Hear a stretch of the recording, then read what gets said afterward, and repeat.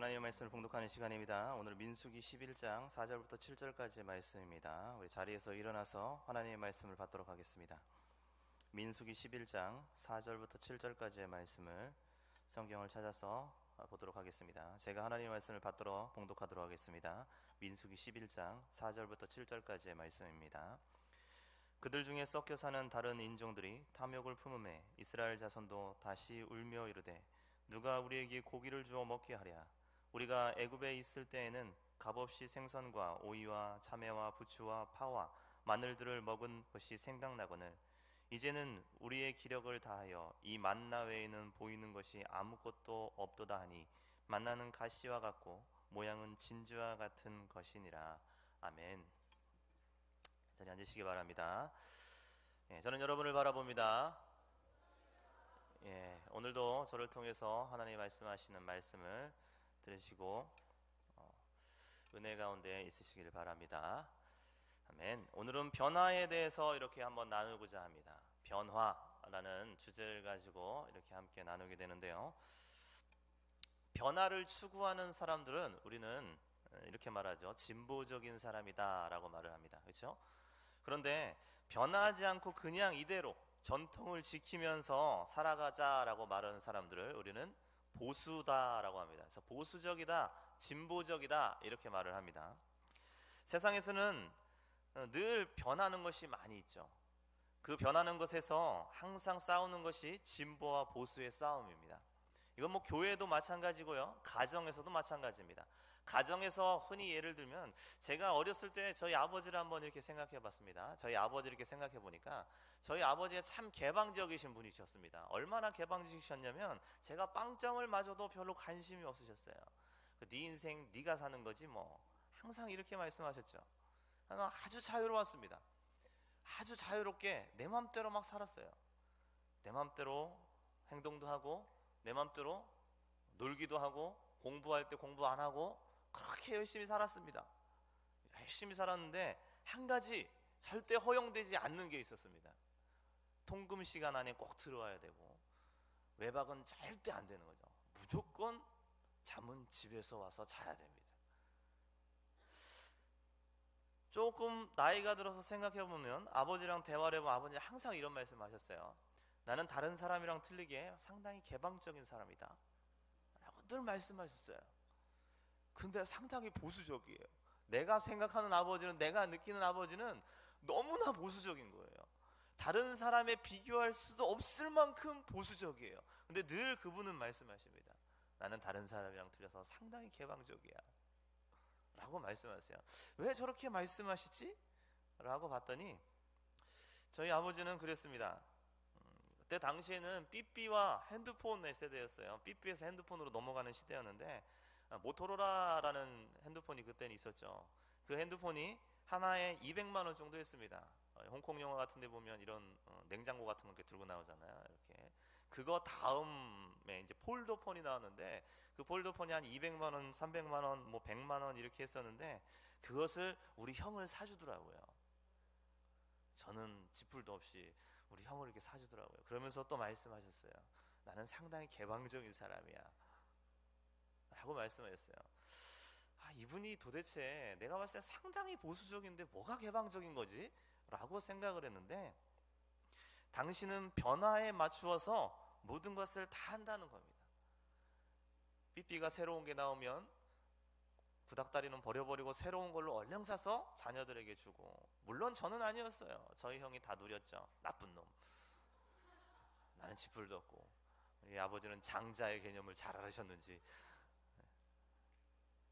근데 그 인간은 아직 결혼 못했어요. 난 결혼했지롱. 네. 네.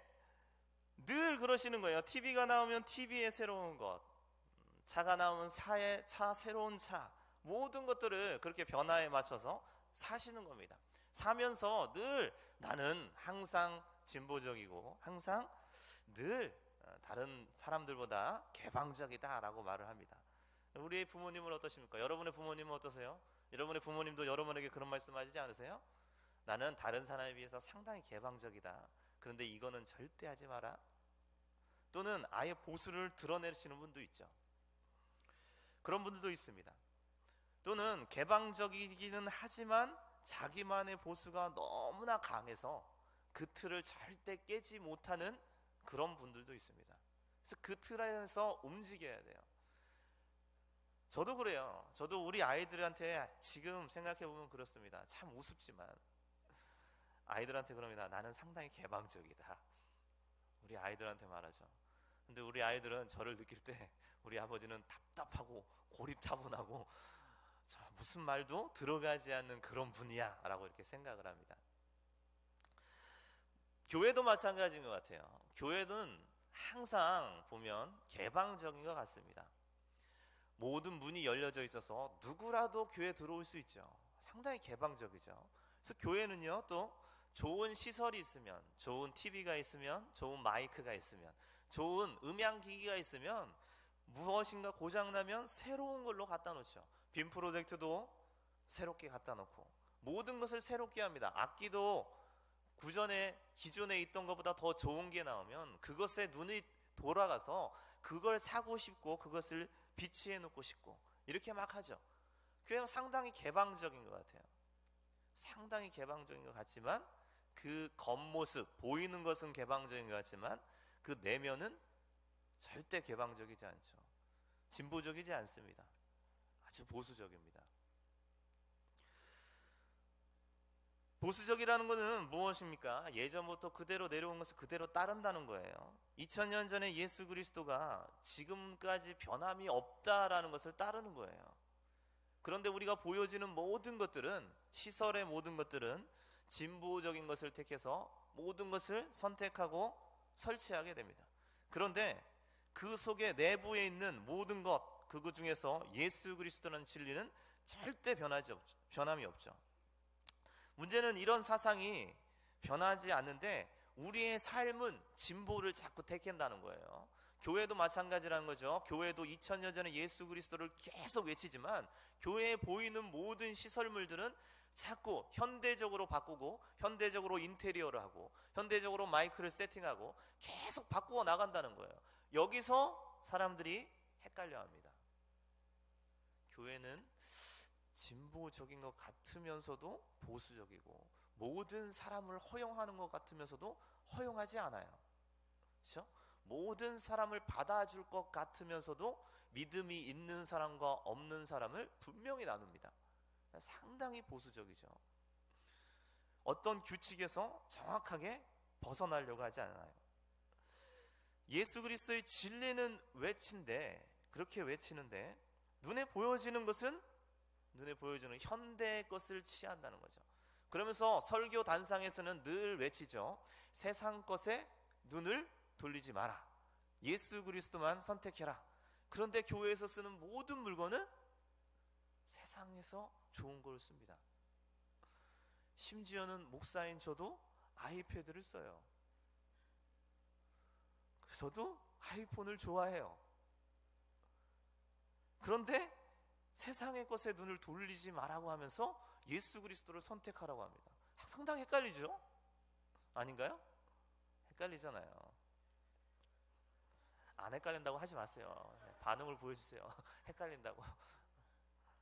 제가 좀 헷갈린 사람이에요. 예, 문제는 이런 사상으로 이렇게 있다 보니까 우리가 상당히 헷갈립니다. 그러면서 예수 그리스도라는 진리를 이렇게 외치면 사람들은 대부분 이렇게 말하죠. 그것은 성경에 쓰여 있는 진리고 지금 세상이 어떤 세상인데 지금 세상은 사회가 변했습니다 라고 이렇게 정당화시킨 말을 이렇게 하죠. 그리고 정당화시키면서 교회는 꽉 막히고 아주 답답한 곳이라고 이렇게 말을 합니다. 그렇죠? 교회는 보수적인 믿음을 외치고 우리의 삶은 변화되는 삶에 변하면서 살아가게 돼요. 과거에 있었던 삶을 그대로 살아가지 않습니다. 현대 문명에 맞춰 살아가죠. 그러면서 교회에서는 세상에 발맞춰 살지 마라 라고 외치면서 예수 그리스도를 그렇게 외칩니다. 그것에 가치를 두지 말고 오직 예수 그리스도에 초점을 맞춰 살아가라고 계속 외칩니다. 하지만 보이지 않는 예수 그리스도, 즉 하나님의 아들은 우리에게 엄청난 힘을 줘야 되는데 힘을 주기보다는 의심의 영망 가득하게 만들죠. 헷갈리게 만들어요. 상당히 헷갈리게 만듭니다. 저도 가끔씩 헷갈려요. 엄청나게 헷갈리게 됩니다. 예수 그리스도 하나님의 아들, 그분을 외치면 무언가 평안이 있고 자유함이 있고 뻥 뚫림이 있는 것 같은데, 그렇지 않고 뭔가 모호해지고 뭔가 영적인 고민만 가득하게 만든다는 거예요. 차라리 안 믿었으면 그런 고민도 안 할 텐데 왜 괜히 믿어갖고 이렇게 고민을 하는지. 눈에 보이는 세상의 현란함에는 마음이 요동하죠. 마음이 요동쳐서 이게 진리가 아니지만 변화되고 화려한 것들에는 우리의 몸이 곧바로 반응해요. 곧바로 반응해서 재밌는 영화 있다 그러면 무조건 봐야 돼요. 그래서 그거 안 보면 어디 외계인처럼 생각해서, 아니 목사님 그것도 안 보셨어요? 제가 학교를 이렇게 가면요, 학교에서 그래요. 막 어떤 영화에 대해서 막 얘기합니다. 그것도 50이 넘으신 교수님이 막 그 영화에 대해서 막 얘기를 해요. 저한테 이렇게 우리가 수업을 한 5-6명이 앉아서 하는데, 그러면서 혼자 막 열내면서 하다가 그 영화 보셨어요? 그러면 아니요. 아니 그런 영화도 안 보고 어떻게 설교를 하냐고 막 그래요. 그럼 속으로 내가 그러죠. 설교는 성경에서 나온 거지 영화에서 나오나? 그렇게 하지만 그런 것을 봐야 된다고 막 그렇게 외칩니다. 그러면서 하는 말은 겁내 보수적이에요. 엄청 보수적이에요. 그러면서 그런 걸 봐야 된대요. 이건 뭐지? 그런 생각이 가끔씩 듭니다. 이거는요, 사람들도 마찬가지인 것 같아요. 변화되는 것에 대해서 늘 움직이려고 하지만 보수적인 것이 마음 속에 있는 것, 즉 겉에서는 상당히 변화스러운 것, 그것을 다 취하지만 우리 내면은 항상 보수적이라는 거예요. 내가 개방적이라고 한 사람들은 아무리 자기가 개방적이라고 한다고 해도 자기 속에는 어느 선이 있습니다. 그 선은 절대 양보 못해요. 그거는 진보가 아니라 보수적인 사람이에요. 착각하지 마십시오. 보수예요. 보수적이라고 말하는 사람들 있죠. 나는 정말 보수적이야 라고 말하는 사람들은 새로운 핸드폰 나오면 눈 안 돌릴까요?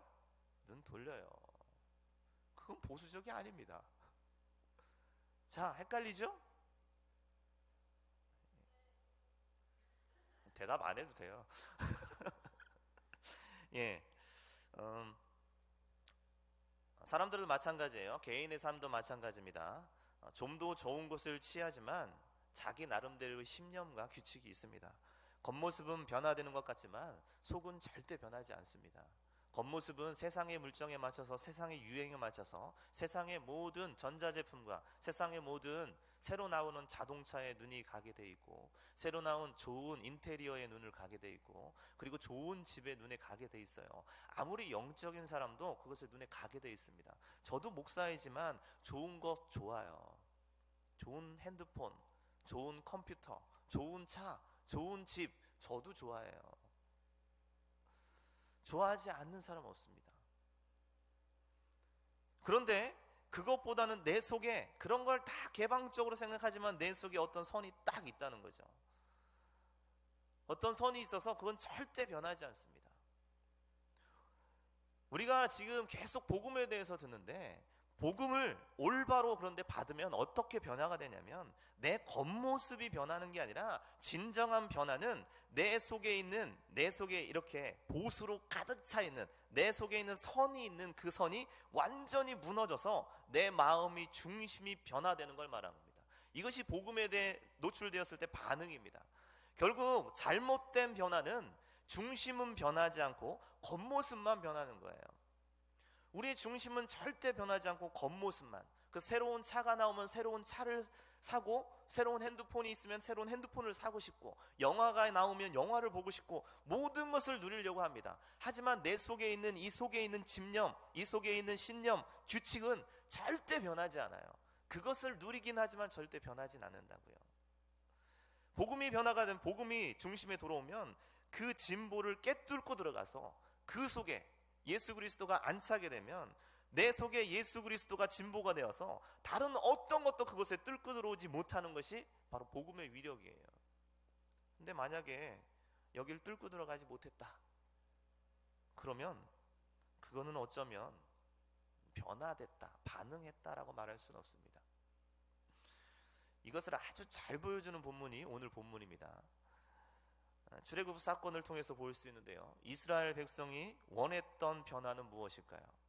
이스라엘 백성이 애굽에서 종살이를 하면서 그들이 원했던 건 뭡니까? 그건 종살이에서부터 벗어나는 거예요. 노예의 신분에서 해방되는 겁니다. 자신들의 그런 환경에서 해방되는 거예요. 근데 문제는 이런 노예 신분에서 해방은 되길 원했지만 애굽이라는 그런 환경은 너무 좋아했어요. 그건 변하기를 싫어했어요. 그건 변하지 않길 바랬습니다. 노예로서의 해방을 원했지만 애굽은 좋아했습니다. 그들이 애굽을 좋아했던 이유는 애굽은 풍요로운 도시였고요, 당시에 엄청난 부를 누렸던 강대국이었고, 또 음란과 그리고 정욕이 아주 가득한 곳이었습니다. 희한하게 나라가 발전하면 음란과 정욕이 극을 달합니다. 애굽도 마찬가지였던 것 같아요. 그렇게 음란과 정욕이 극에 달하고 있었습니다. 그때 그들이 노예로부터 해방되기 위해서 그렇게 기도를 했죠. 근데 하나님이 그 노예로부터 해방시켜달라는 것을 하나님이 들었어요. 그래서 권념하사 그들을 해방시켜줬습니다. 그들을 해방시켜줬어요. 그들을 해방시켜서 애굽을 탈출해서 자유민으로 만들어줬어요. 근데 그들이 불평불만을 시작하죠. 그 불평불만이 오늘 두세 번째 불평불만인데요, 똑같은 불평불만을 또 하는 겁니다. 11장 4절에 보면 그들 중에 섞여 사는 다른 인종들이 탐욕을 품매 이스라엘의 자손도 다시 울며 이르되 누가 우리에게 고기를 주어 먹게 하랴라고 합니다. 우리 고기를 못 먹는 거예요. 고기를 좀 먹고 싶은데 고기가 없다는 거예요.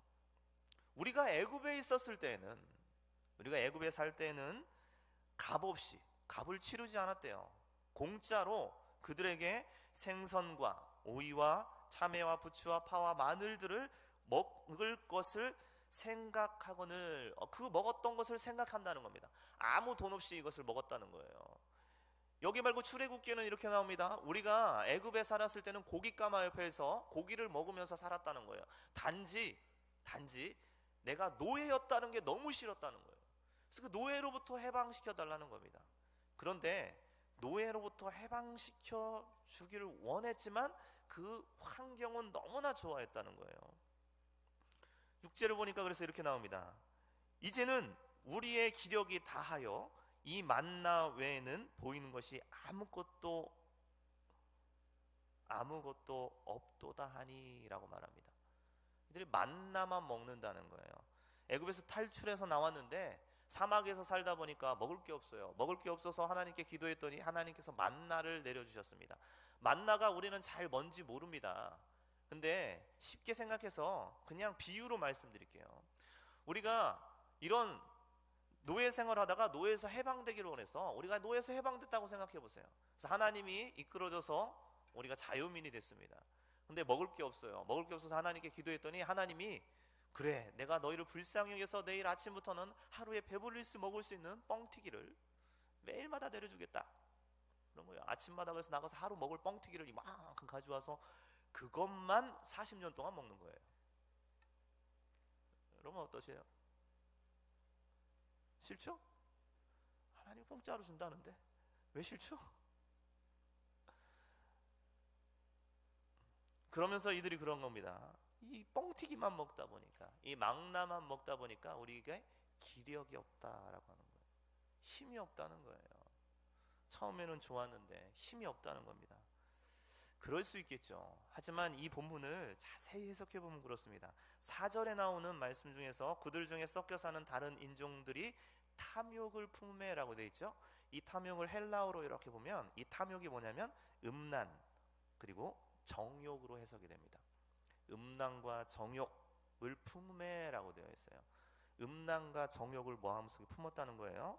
그리고서 6절에 보니까 이제는 우리의 기력을 다하여 라고 되어 있죠. 기력을 다했다. 기력이 없다는 거예요.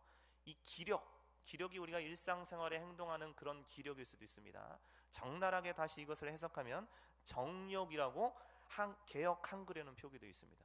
우리는 개역 개정을 보지만 이전 성경에는 이게 정욕, 정욕이라고 되어 있습니다. 이제는 우리가 정욕이 다하여라고 이렇게 쓰여져 있어요.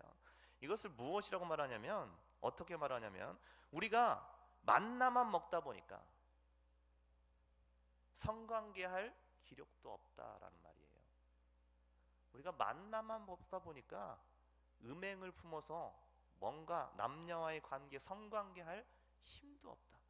우리가 남녀와의 성관계를 하려고 다른 인종들이 그 성욕을 품었는데 이스라엘 자손도 그것에 동조했다는 거예요.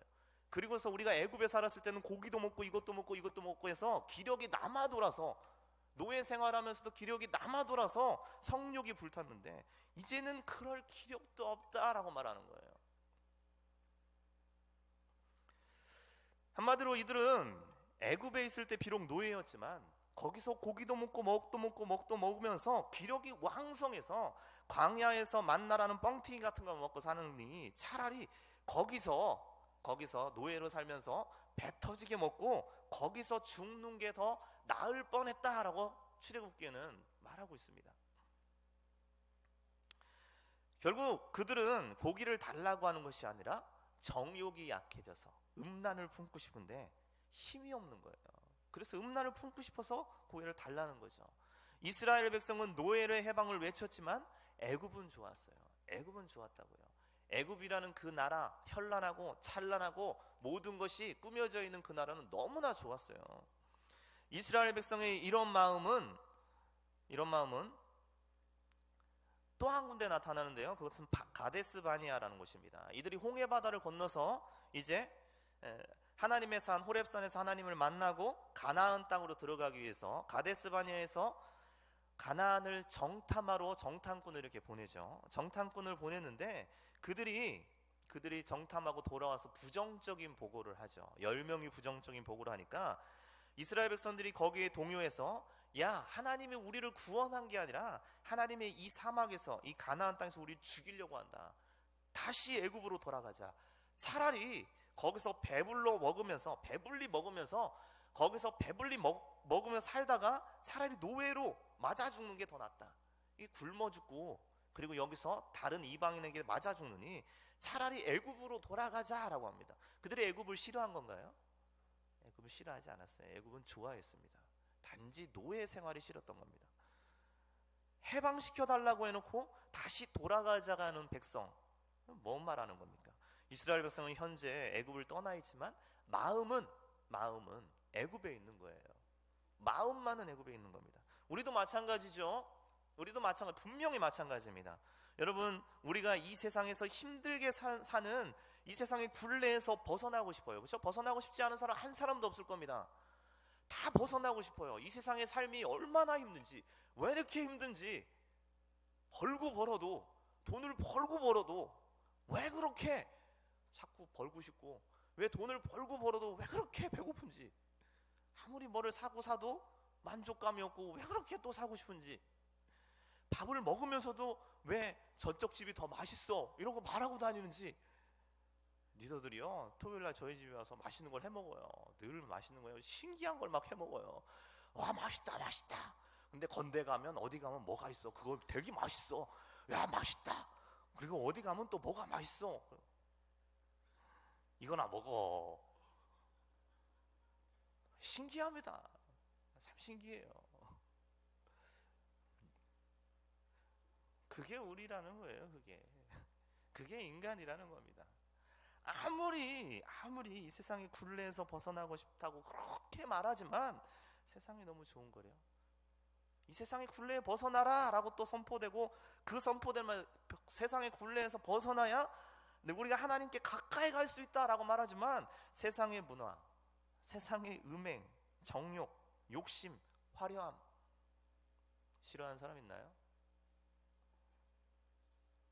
싫어하는 사람은 그걸 싫어하는 사람, 세상의 유행을 싫어하고 세상의 유명 메이커를 싫어하고 세상에 좋은 핸드폰, 좋은 차, 좋은 집을 싫어하는 사람은 저랑 바꿔요. 저도 좋아해요. 너무 좋다니까요. 그걸 싫어하는 사람은 저보다 나은 사람이에요. 이런 상태는 당연한 겁니다. 죄스러운 게 아니에요. 당연한 거예요. 우리가 말씀을 분별할 때 자칫 잘못하면 잘못 판단하기 때문입니다. 사실 이스라엘 백성이 잘못한 것은 그것을 탐한 것이 잘못한 게 아니에요. 무엇이 잘못된 거냐면 그들이 가치 판단을 잘못했다는 겁니다. 가치 판단을 잘못해서 바꾸지 말아야 할 것을 가지고 바꿨다는 거예요. 복음과 세상이 가치가 다르다는 거예요. 복음이라는 예수 그리스도와 세상에서 말하는 그 가치는 사실 그 레벨이 틀립니다. 그 레벨이 틀린 것을 자꾸 바꿀 필요는 없습니다. 쉽게 설명드리면 그래요. 하루살이가 있습니다. 하루살이도 생명이 있어요. 그렇죠? 하루살이가 생명이 있는데 그 하루살이와 그리고 사람도 생명이 있습니다. 사람의 목숨과 하루살이의 목숨을 똑같이 여길 수 있을까요? 그걸 똑같이 여길 수 있는 사람이 있습니까? 똑같이 여기는 사람들이 있어요. 없는 것 같죠? 똑같이 여기는 사람들이 바로 불교입니다. 불교가 생명을 똑같이 여기는 거예요. 그래서 그게 다라면 사람 목숨을 파리 목숨으로 생각해서 다 때려 죽이는 거예요. 그게 불교의 정신이에요. 모든 것이 다. 근데 어떻게 곤충과 사람 목숨을 똑같이 볼 수 있습니까? 완전히 레벨이 틀린 거예요. 그렇죠? 그것처럼 세상의 것과 하나님은 레벨이 틀린데 이 레벨을 하나님의 레벨로 바꿔버리는 거예요. 그래서 이스라엘 백성들이 애굽으로 돌아가자는 것은 하나님을 따라다가 하나님이 아닌 세상의 것, 그 애굽의 것을 하나님과 바꿔버리는 거예요. 음행과 바꿔버리고 세상과 바꿔버리는 거예요. 그게 뭐냐면 우리가 흔히 말하는 우상숭배인 거예요. 우상숭배. 그래서 우리가 세상의 핸드폰, 세상의 문화, 세상의 좋은 것들, 그거, 세상의 여행, 이런 문화, 컬트 이런 거와 하나님과 동등시 여겨서 세상 것으로 자꾸 나아가는 것, 이것이 하나님과 세상과 바꿔버린 겁니다. 그래서 부자 청년이 찾아왔을 때 그러잖아요. 네가 세상 것을 버리고 나를 찾을 수 있느냐. 하나님이 말한 것은 그 가치를 똑같지 않는 가치를 네가 구분해서 그것을 가치가 별 볼 일 없는 가치로 여기고 포기할 수 있냐는 거예요. 진정한 가치 있는 것을 생각해서 올 수 있냐는 겁니다. 이런 가치 판단으로 바라봤을 때는 예수 그리스도는 복음의 진리가 우리 속에 들어오고 세상의 모든 유행과 세상의 모든 좋은 것들은 그것은 우리가 누리는 겁니다. 그게 죄스러운 게 아니에요. 그걸 누리는 거예요. 누리는 건데 단지 예수 그리스도란 복음의 진리와 레벨을 똑같이 해서는 안 된다는 거예요. 예수 그리스도의 복음의 진리는 내가 받아서 내 속에 아주 그냥 단단하게 있는 보수의 진을 깨부셔서 거기에 예수 그리스도를 집어넣고 우리가 세상에 살아갈 때는 세상의 모든 것들을 누리면서 사는 거예요. 정복하며 사는 거라고요. 그것의 노예가 돼서 사는 게 아닙니다. 그것을 정복하고 그것을 누리는 거예요. 대신 우리가 그것을 못 누릴 수도 있잖아요. 못 누릴 수도 있지만 내 속에 진정한 가치가 있기 때문에 못 누려도 괜찮은 거예요. 이것이 성경에서 말하는 겁니다. 그냥 세상 것을 누린다고 해서 죄스러운 게 아니에요. 세상 것이 좋아서 결혼을 해서 부부가 성관계를 해요. 그 음행이라고 치고 하면 안 되잖아요. 성경에 따르면 음행인데 남녀 관계가 그렇게 오늘 내가 정욕에 불타서 우리 아내를 집에 가서 내가 범했어요. 죄인가요? 그건 누리는 거잖아요. 그걸 죄라고 말하면 오류가 있는 겁니다. 세상에 핸드폰이 있습니다. 내가 핸드폰을 사서 핸드폰을 누리는 거예요. 그런데 그 핸드폰에 얽매여서 하나님께 가지를 못한다. 그렇다면 그 핸드폰이 가치가 그 레벨이 하나님과 똑같이 된 거죠. 그 레벨을 낮추라는 겁니다. 이 핸드폰은 누리고 하나님은 하나님대로 믿고 그래서 진짜 하나님은 내 속에 모시고 그 견고한 진, 세상이 모든 것이 변하고 세상이 모든 것이 좋은 것으로 간다 할지라도 내 속에 있는 이 보수, 예수 그리스도라는 그 보수는 절대 변하지 않는 것, 이것이 진정한 변화입니다. 이거 진정한 반응이에요. 이것을 반대로 생각하는 사람들도 있습니다. 예수 그리스도를 믿으면 반응이 일어난다고 해서 예수 그리스도를 믿음을 통하여서 많은 영적인 일이라고 생각하는 일들을 많이 해요. 많이 하지만 그 속은 여전히 예전 것이 좋아요. 여전히 예전 것이 좋아서 이 속의 진은 절대 깨지지 않고 내 삶의 주변만 바뀌는 거예요. 내 삶의 주변만 교회의 문화로, 그리고 예수 그리스도의 문화로만 바뀝니다. 하지만 내 속은 절대 바뀌지 않아요. 이 견고한 진은 깨지지 않아요. 사도 바울은 이것 때문에 늘 고민했죠. 사도 바울은 그래서 육체의 할례를 하려고 하지 말고, 육체를 쳐서 이런 걸 하려고 하지 말고, 제발 그거부터 하지 말고, 제발 마음을 쳐서 마음에 먼저 예수 그리스도를 좀 영접해라. 마음의 할례를 먼저 해라. 육체 행동은 아무 쓸모 없다. 마음의 할례를 해라. 우리 청년부는 사실 그렇게 나가고 있습니다. 제가 청년부를 3년째 담당하고 있는데, 청년들은 겉에 보여주는 행동 아무리 열심히 해도, 죄송하지만 여러분도 느끼겠지만 제가 칭찬을 안 해요. 그렇죠? 칭찬을 안 해요. 아무리 열심히 칭찬 안 해요. 그딴 거 하지 말고 속 좀 깨져라. 속이 깨져서 그 견고한 진, 보수적인 그 속, 너만의 신념과 가치가 깨져서 그 속에 예수 그리스도가 들어가라. 그것만을 계속 외치고 있습니다. 세상의 풍조는 누리는 것입니다. 세상의 풍조를 예수 그리스도의 가치와 바꾸는 게 아니에요. 이것을 자칫 잘못하면 다른 사람들은 이것을 비교해서 사람들은 그렇게 하죠. 세상 사람들은 주님 없이 잘 살 수 있다 하면서 이걸 가치를 바꿔버립니다. 그래서 그렇게 세상에서 열심히 일하고 세상에 살려고 발버둥칩니다. 그래서 성공해요. 성공하지 않는 사람 없어요. 그렇게 하면 성공합니다. 죽기 살기로 하면 성공합니다. 성공하지 않는 사람 없어요. 성공하는 것이 잘 산다는 것, 그렇게 돈 많이 버는 거, 그렇게 떵떵거리며 사는 것 성공합니다. 그것을 하나님과 바꾸어 버렸을 뿐입니다. 하나님 믿지 않으면 성공 안 한다고요? 그런 논리는 잘못된 논리죠. 하나님 안 믿어도요, 열심히 살면 성공해요. 성공해서 뭐 할 건데? 성공해서 뭐 할 건지 한번 물어보고 싶습니다. 그렇게 성공해서 뭐 할 겁니까? 단지 자기 이름 내는 거? 도대체 그렇게 성공해서 뭐가 이득이 있었습니까? 그냥 내 맘대로 먹고 사는 거? 성경에서는 이런 사람들을 이렇게 비유합니다. 사람이 이렇게 살다가 들판을 가다가 사자를 만났어요. 사자를 만나서 그 사자를 으르렁거리면서 난 달라드리는 사자를 내가 죽기 살기로 전심전력으로 도망가고 피했어요. 사자를 피했다니까요. 엄청난 사람이죠.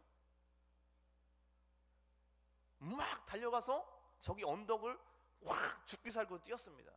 뛰었는데 바닥에 땅 떨어졌는데 바닥이 푹신푹신한 잔디에 떨어진 거예요. 이야, 좋다. 그리고서 와, 잔디인데 뭔가 좀 이상해요. 뭐가 조금 뽀송뽀송하기도 하고 뭔가 이상하고, 이렇게 딱 보니까 곰 위에 떨어진 거예요. 곰. 사자를 피하다가 곰 위에 떨어졌어요. 곰이 이렇게 하다가 확 잡으려고 하는데 이 사람이 또 전심전력을 해가지고 곰으로부터 피했어요. 곰으로부터 피하는 거 쉽지 않아요. 미친듯이 피해갖고 곰을 피했어요. 그리고서 미친듯이 뛰어서 집으로 들어왔어요. 그래서 집에서 살았다 하고 좀 숨 좀 쉬어야지 하고 벽에다 이렇게 손을 딱 댔는데, 그 돌로 싼, 옛날에 이렇게 돌로 싼 벽일 거 아니에요? 거기서 집에서 사는 뱀이 나와서 그 손가락을 콕 물었네요. 그래서 그 자리에서 되져버렸어요.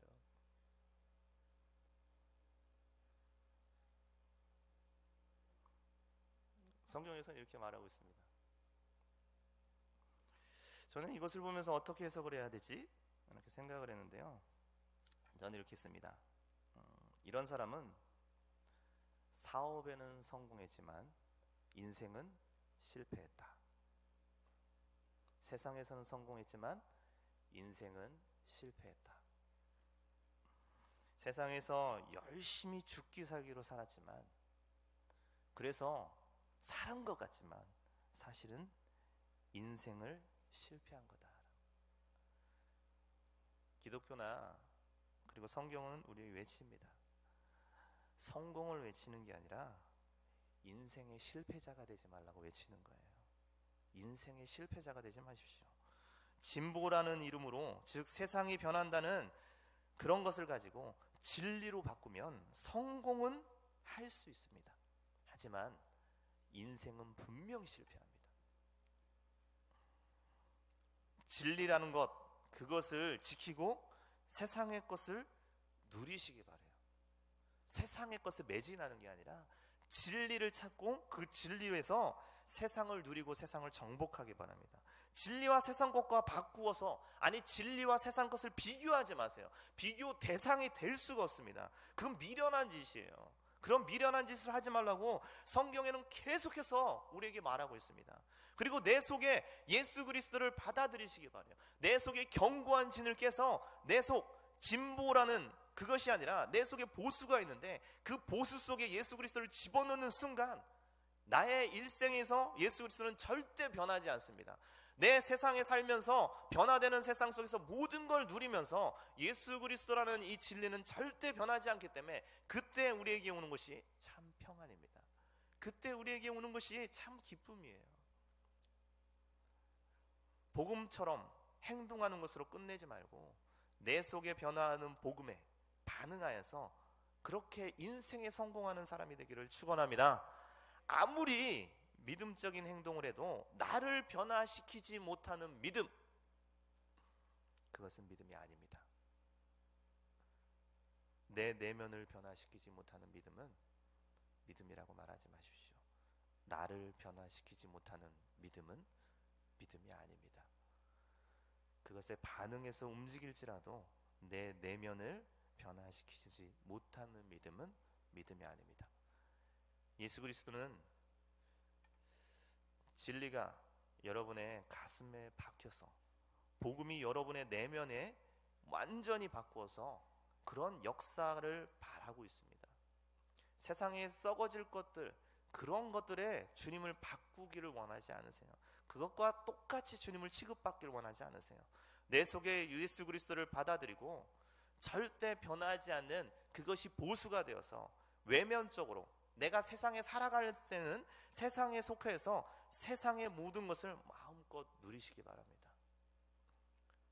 나의 나된 것, 내 속에 예수 그리스도가 살아있고 세상에서는 세상에 얽매이지 않고 어떤 행동을 해도 우리는 판단받지 않는다고 합니다. 예수 그리스도가 내 속에 있으면 세상을 마음껏 누리시기 바랍니다.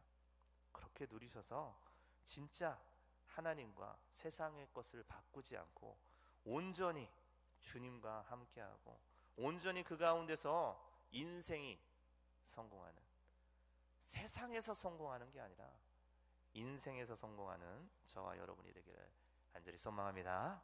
기도하도록 하겠습니다. 하나님, 우리가 아버지 하나님, 세상에서 성공을 바라보기보다는 실패하지 않는 인생을 바라보며 사는 저희들 될 수 있도록 허락하여 주시옵소서. 더불어 아버지 하나님, 그 인생을 가지고 살아가면서 세상을 누리면서 자유를 만끽할 수 있는 저희들이 될 수 있도록 허락하여 주시옵소서.